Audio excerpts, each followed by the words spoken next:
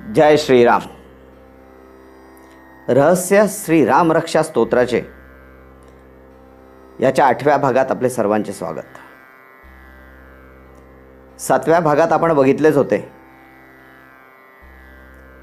की श्री प्रबुद्ध बुधकौशिक ऋषींनी रामरक्षा स्तोत्रामध्ये 75 वेळा राम आणि 317 वेळा रकार आणून साधकाच्या मणिपूर चक्राला जास्तीत जास्त गती मिळावी व त्यामुळे साधकाला आरोग्य प्राप्ती होऊन मोक्षाची पण अनुभूती व्हावी याचा प्रयत्न केलेला आपण बघितला आहे. या 8व्या भागामध्ये आपण अजून कुठल्या प्रकारचे रहस्य श्री रामरक्षा स्तोत्रामध्ये दडलेलं आहे आणि ते रहस्य श्री बुधकौशिक ऋषींनी कुठल्या प्रकारे आणलेलं आहे हे बघणार आहोत. श्री रामाला वंदन करून मी ह्या भागाची सुरुवात करतो. यापूर्वी आपण बघितलंच की आपल्या शरीरामध्ये 72,000 नाड्या आहेत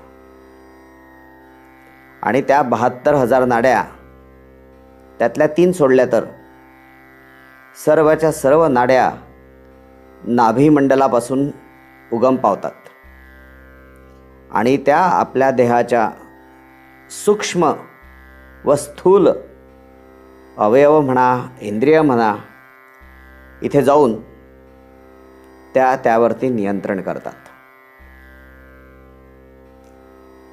ह्या अशा ज्या 72,000 नाड्या आहेत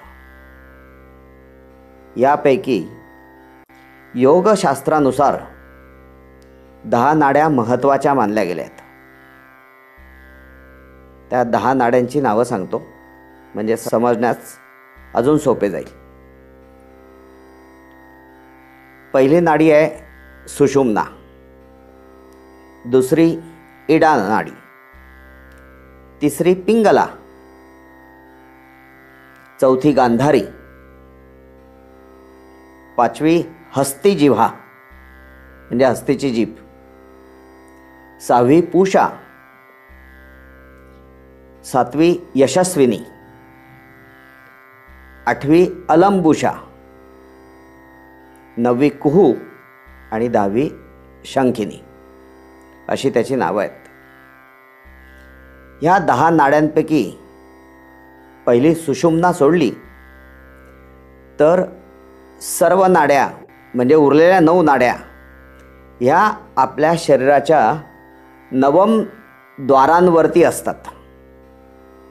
म्हणजे आपल्या शरीराची जी 9 ओपनिंग्ज आहेत म्हणजे मुख असू दे, नाकपुडी असू दे, कान असू दे, हे जे काही ओपनिंग्ज आहेत ह्या ओपनिंग्जवरती त्या नाड्यांचा प्रभाव असतो, नियंत्रण असते.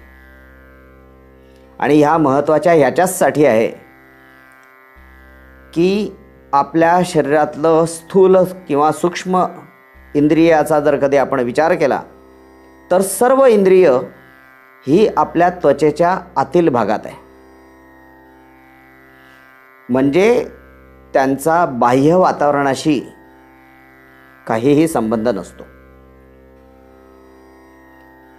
त्यामुळे जे काही बॅक्टेरियल व्हायरल इन्फेक्शन असतं ते ह्या ओपनिंग्जलाच होतं. त्याच्यामुळे ह्या नाड्या महत्त्वाच्या मानल्या गेलेल्या आहेत. त्या सर्व ओपनिंगला हायजेनिक म्हणजे निर्जंतुक ठेवतात आणि त्याचबरोबर त्यांचं नियंत्रण पण करतात. आणि म्हणून ह्या 72,000 नाड्यांमध्ये या 10 नाड्या महत्त्वाच्या समजल्या गेल्यात. आता आपण बघू कुठल्या नाड्या कुठल्या अवयवावरती आहे. पहिली सुषुम्ना आपण बघितलीच आहे, ती सोडली तर उरल्या 9 द्वारांवरती आहे. तर दुसरी जी इडा नावाची नाडी आहे तिचा प्रभाव आपल्या डाव्या नाकपुडीवरती असतो. पिंगला या नाडीचा प्रभाव आपल्या उजव्या नाकपुडीवरती असतो. त्यानंतर येते गांधारी. ह्या गांधारी नाडीचा प्रभाव डाव्या डोळ्यावरती असतो. तर हस्तिजिव्हा नावाची जी पुढची नाडी आहे तिचा प्रभाव आपल्या उजव्या डोळ्यावरती असतो. त्यानंतर येणारी पूषा नाडी, तिचा प्रभाव डाव्या कानाच्या ओपनिंगवरती असतो. तर नंतरची यशस्विनी या नाडीचा प्रभाव उजव्या कानाच्या ओपनिंग्सवर असतो. त्याच्या पुढे येते अलंबुषा ही नाडी, तिचा प्रभाव आपल्या मुखावर असतो. नंतर येणारी जी कुहू नावाची नाडी आहे 9व्या नंबरची, तिचा प्रभाव आपल्या लैंगिक अवयवावरती असतो. आणि 10वी जी शंखनी आहे तिचा गुदद्वारावरती प्रभाव असतो. अशा या नाड्या आहेत आणि असे त्यांचे इंद्रिय आहेत ज्याच्यावरती त्यांचे नियंत्रण असते. पण योगशास्त्रानुसार जरी 72,000 नाड्यांपैकी या 10 नाड्या महत्त्वाच्या मानल्या गेल्या आहेत, तरी त्यापैकी जास्त महत्त्वाच्या अशा 3च नाड्या आहेत: सुषुम्ना, इडा आणि पिंगला. आणि त्यातही योगशास्त्रानुसार सुषुम्ना ही अतिमहत्त्वाची नाडी मानल्या जाते. आता या 3 नाड्यांचा आणि आपल्या श्रीराम रक्षा स्तोत्राचा काय संबंध आहे हे आपण इथे बघणार आहोत. या ज्या 3 नाड्या आहेत म्हणजे सुषुम्ना, इडा आणि पिंगला, ह्या तिन्ही नाड्या मूलाधार चक्रातून उगम पावतात. या 3 सोडल्या तर उर्वरित 72,000 नाड्या ह्या आपल्या नाभिमंडलातून उगम पावतात. आपल्याला फक्त या 3 नाड्यांविषयी आत्ता बघायचं आहे. त्यातली जी इडा नावाची जी नाडी आहे ती आपल्या अग्र भागातून प्रवास करते. ती मूलाधार चक्रामध्ये उगम पावते आणि ती आपलं ओटीपोट, नाभिमंडल, आपल्या छातीचा मधला भाग जिथे खड्डा असतो तिथून ती कंठापर्यंत येते. कंठापासून ती आपल्या मुखात जाते आणि ज्या ठिकाणी आपली जीभ चिकटलेली असते त्या जिभेच्या खालच्या भागाला येऊन संपते.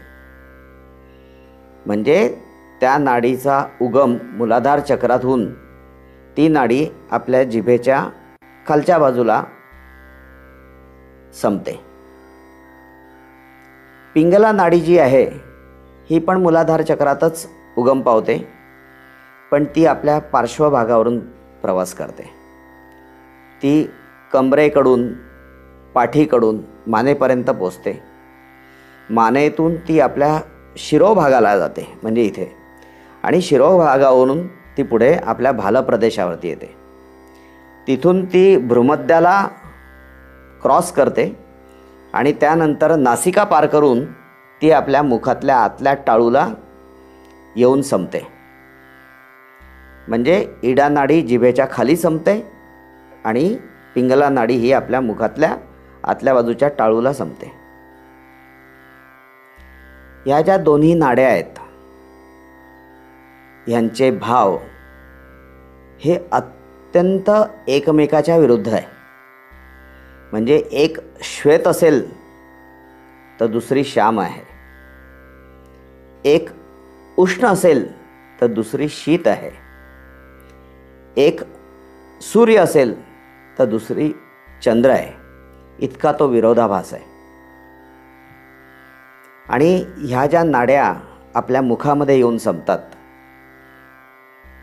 त्यात योगशास्त्रामध्ये असं म्हटलं आहे की साधकाने जर पराकोटीची साधना केली, घोर तपश्चर्या केली, क्लिष्ट असे यमनियम पाळलेत, तर या नाड्यांचं वर्तुळ पूर्ण होते.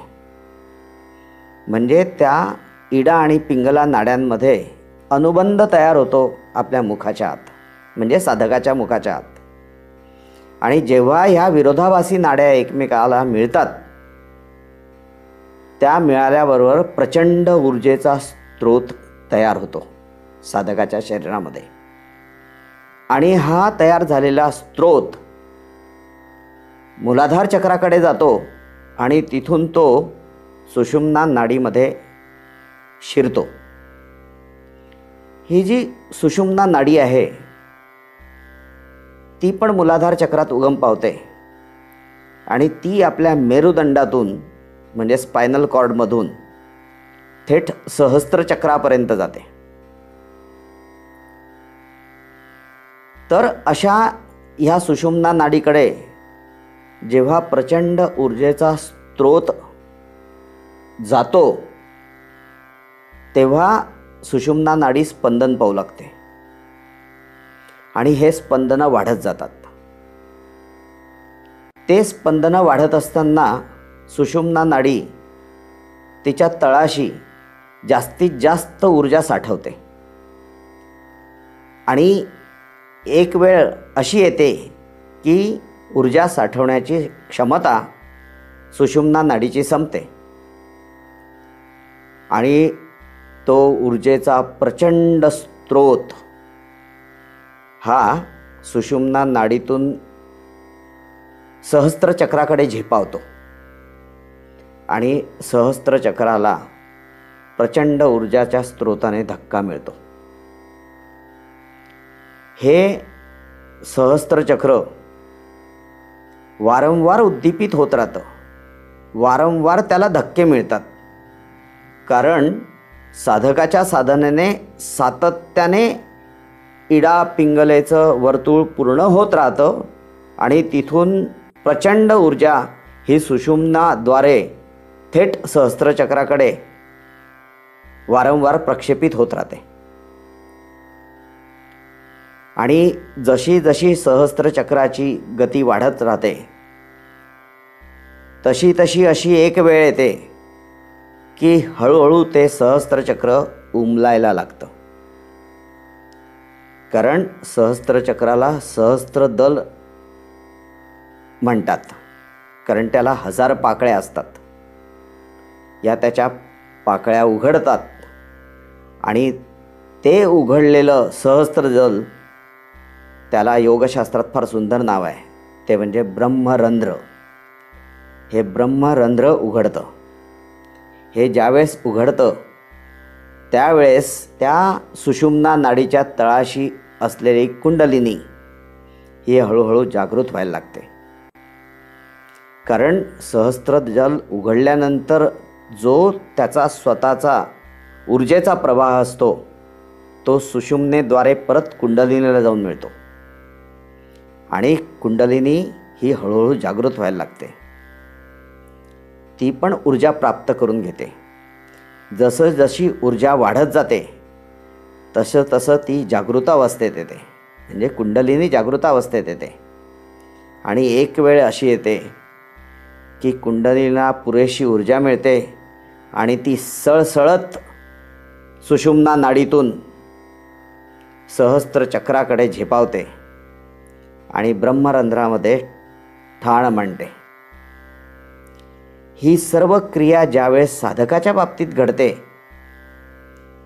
त्या क्रियेला कुंडलिनी जागृतीकरण असं म्हटलं जातं. आणि ज्यावेळेस साधकाची कुंडलिनी जागृत होते त्यावेळेस त्या साधकाला त्रिकाल ज्ञान प्राप्त होतं. म्हणजे साध्या साधकाचं रूपांतर हे योग्यामध्ये होतं. अशा कुंडलिनी प्राप्त झालेल्या योग्याची वाचा पण सिद्ध होते. त्याला वाचा सिद्धी प्राप्त झाल्यामुळे तो जे जे बोलेल ते खरं होतं आणि त्याला स्वतःबरोबर इतर प्रत्येकाचं भूत भविष्य आणि वर्तमान कळू लागतं. हे सर्व घडणं ह्याला शक्तिपाताची प्रक्रिया किंवा कुंडलिनीचं जागृतीकरण असं योगशास्त्रात म्हटलं गेलेलं आहे. ह्याची तपश्चर्या अत्यंत कठीण आहे. ती प्रदीर्घ काळ करावी लागते. त्यासाठी क्लिष्ट असे यमनियम पाळावे लागतात आणि घोर तपश्चर्येअंती साधकाला हे सगळं प्राप्त होतं. आता हे जे काही सगळं सांगण्याचं कारण असं होतं की त्याचा सगळा संबंध हा श्रीरामरक्षाशी पण आहे. श्रीरामरक्षा स्तोत्र जेव्हा साधक वाचतो, म्हणतो, त्याचे पाठ करतो, त्यावेळेस या सर्व अनुभूतीचा काहीसा लाभांश हा त्या श्रीरामरक्षा स्तोत्र म्हणणाऱ्याला लाभतो, असं योगशास्त्राच्या ग्रंथामध्ये म्हटलेलं आहे. म्हणजे बघा, प्रबुद्ध बुधकौशिक ऋषींनी साधकाला, म्हणजे जो श्रीरामरक्षा स्तोत्राचा पाठ करेल त्याला आत्मानंदाची पण सोय करून ठेवली आहे. आणि श्रीरामरक्षा स्तोत्र म्हटल्याने म्हणा, वाचल्याने म्हणा, किंवा त्याचा पाठ करण्याने म्हणा, ही अनुभूती सहस्त्रदल चक्राची कशी होते हे आता आपण बघू. आपल्याला माहितीच आहे, श्रीरामरक्षा स्तोत्रामध्ये 317 वेळा रकार आलेला आहे. याचबरोबर आपल्याला हेही माहिती आहे की इडा नाडी जिभेच्या खाली आणि पिंगला नाडी आपल्या मुखातल्या टाळूवरती असते. आणि योगिक प्रक्रियेचा विचार केला तर त्यामध्ये अनुबंध निर्माण होणं किंवा त्यांचं वर्तुळ पूर्ण होणं हे गरजेचं असतं, जेणेकरून सुषुम्ना नाडीला ऊर्जा प्राप्त होईल. म्हणजे ती ऊर्जा प्राप्त करण्यासाठी इडा आणि पिंगला नाड्यांमध्ये अनुबंध निर्माण होणं गरजेचं असतं. श्रीरामरक्षा स्तोत्रामध्ये जो रकार आहे, ह्या रकाराचं पण अजून एक वैशिष्ट्य आहे. कारण आपण यापूर्वी रकाराचं वैशिष्ट्य बघितलेलं आहे की रकार हे उष्ण व्यंजन आहे. त्याला त्रिस्थळी व्यंजन पण म्हणतात आणि वर्णमालेत त्याचं स्थान पण वेगळं आहे.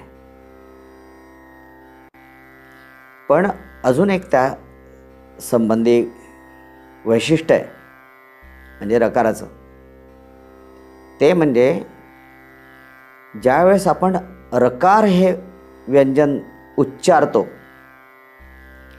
त्यावेळेस आपली जीभ फडफडते. बघा तुम्ही उच्चारून, जीभ न फडफडवता रकार उच्चारणं शक्यच नाही. त्यामुळे प्रत्येक रकाराला जीभ फडफडणं हे अनिवार्य असतं. तर जेव्हा साधक श्रीरामरक्षा स्तोत्र म्हणतो त्यावेळेस त्या साधकाची श्रीरामरक्षा स्तोत्राचं एक आवर्तन होईपर्यंत 317 वेळा जीभ फडफडते. ही वारंवार जीभ जेव्हा फडफडते तेव्हा साधकाच्या मुखामध्ये विशिष्ट प्रकारचे स्पंदनं निर्माण होतात. आणि ही जी स्पंदनं आहेत, ही स्पंदनं इडा नाडी आणि पिंगला नाडी यामध्ये अनुबंध करण्यास कारणीभूत ठरतात. म्हणजे एक प्रकारे इडा आणि पिंगला या नाडीचं वर्तुळ पूर्ण होतं आणि साधकाच्या शरीरामध्ये ऊर्जेचा स्रोत वाहू लागतो. त्या इडा आणि पिंगलांच्या अनुबंधामुळे, वर्तुळ पूर्ण झाल्यामुळे तो ऊर्जेचा स्रोत हा सुषुम्नेकडे जातो आणि सुषुम्नेमध्ये पण स्पंदनं सुरू होतात. त्या स्पंदनांनी तसेच राम या अक्षरामुळे जी आपली षटचक्र जागृत होतात आणि ती सर्वच्या सर्व चक्र जागृत झाल्यानंतर जी ऊर्जा ते सहस्त्रचक्राला वितरित करतात, ह्या दोन्ही कारणांमुळे सहस्त्रचक्र हळूहळू गतिमान होऊ लागतं. साधक सुषुम्नेच्या स्पंदनांची अनुभूती आणि सहस्त्रचक्राच्या गतिमान होण्याची अनुभूती ही अनुभवू लागतो. हे सर्व ज्या प्रक्रियेमध्ये चाललेलं असतं, ती प्रक्रिया दुसरी तिसरी काही नसून फक्त श्रीराम रक्षा स्तोत्राचा पाठ असतो. म्हणजे श्री प्रबुद्ध बुधकौशिक ऋषींनी साधकाला जी घोर तपस्येने अनुभूती होते, ती निव्वळ श्रीराम रक्षा स्तोत्र म्हटल्याने होईल याची तजवीज करून ठेवलेली आहे. काय विचार केला असेल बुधकौशिक ऋषींनी ही श्रीराम रक्षा स्तोत्र लिहिताना म्हणा, निर्माण करताना म्हणा. हे जेव्हा साधकाच्या बाबतीत घडतं, म्हणजे इडा आणि पिंगला नाड्यांचं वर्तुळ पूर्ण होणं, सुषुम्ना नाडीमध्ये स्पंदने निर्माण होणं, सहस्त्रचक्राला धक्के मिळून गतिमान होणं, यावेळेस त्या साधकाच्या आध्यात्मिक स्थितीत बरेच स्थित्यंतर घडून येत असतात. त्याचा भाव बदलतो,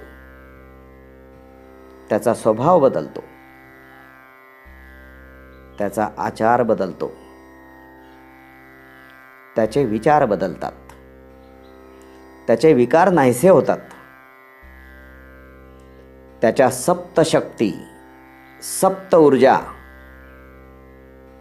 ह्या जागृत होतात. ह्या सगळ्या जागृत होत असताना त्याच्या शरीरातले मनमय कोश आणि प्राणमय कोश जागृत होतात. त्यामुळे त्याच्यामध्ये धैर्य, साहस इत्यादी विरोचित वृत्ती वाढत राहतात. त्याला संकटांची भीती वाटेनासे होते. त्याच्या जीवनामध्ये एक समाधान पसरतं. त्याला सुख आणि समृद्धी पण प्राप्त होतेच,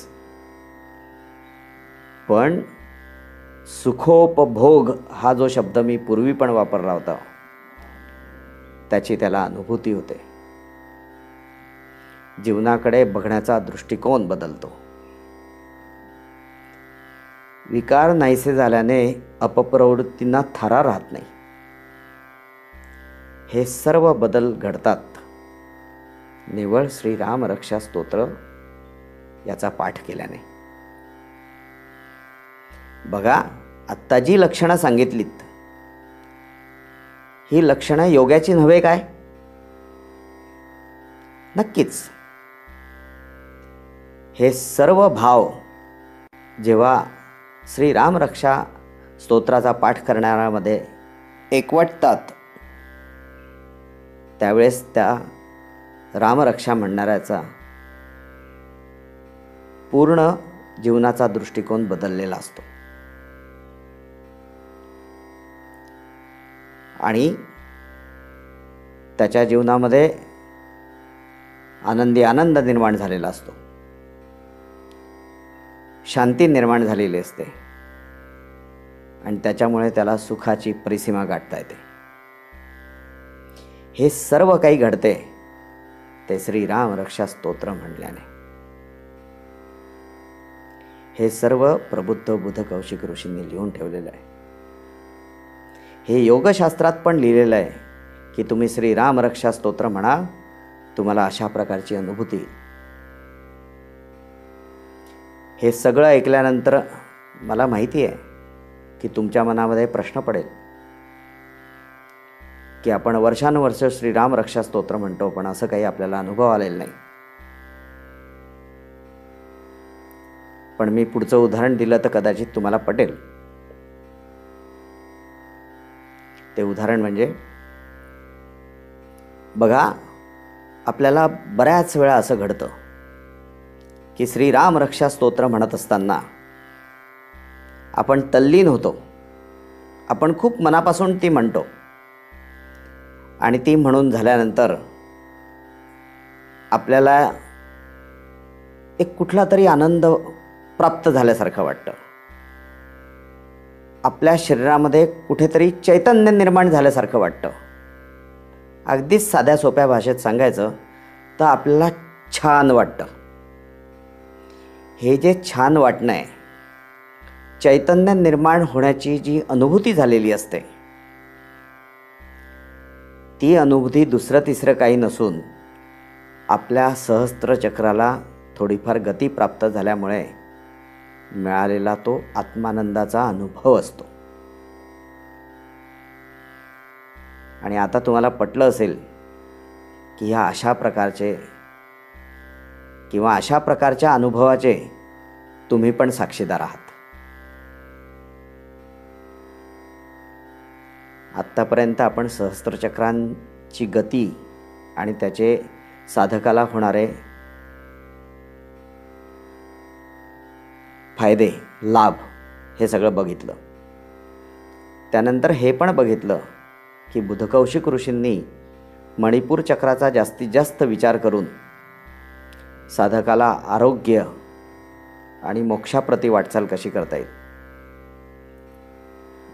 ह्या भागामुळे तुम्हाला हेही लक्षात आलं असेल की श्रीराम रक्षा स्तोत्र वाचल्याने आपल्याला योग्यांना जो आत्मानंद मिळत असतो त्यांच्या साधनेने, त्यांच्या कठोर साधनेने, तोच आनंद अल्प प्रमाणात का होईना श्रीरामरक्षा स्तोत्राचा पाठ केल्याने मिळतो. ही अशी महती आहे श्रीरामरक्षा स्तोत्राची. इतक्या प्रकारचे लाभ आपल्या श्रीरामरक्षा स्तोत्र वाचल्याने होतात. त्यामुळे माझी तर श्रोत्यांना विनंती आहे की त्यांनी सहकुटुंब दररोज संध्याकाळी श्रीरामरक्षा स्तोत्र म्हणणे अनिवार्य केले पाहिजे आणि अशा प्रकारच्या लाभांचे ते साक्षीदार बनले पाहिजे. त्याचबरोबर श्रीरामरक्षा स्तोत्राचा प्रचार व प्रसार पण केला पाहिजे. या भागामध्ये ज्या सप्तशक्ती, सप्त ऊर्जा हे उल्लेख आलेत किंवा मनोमय कोश आणि प्राणमय कोश हे जे उल्लेख आले, त्याविषयी मी पुढील काही भागात सांगणारच आहे. तोपर्यंत जय श्रीराम. या भागाविषयी कोणाला शंका असतील तर त्यांनी मला कमेंट बॉक्समध्ये विचाराव्या. यथावकाश उत्तर देईन. नमस्कार.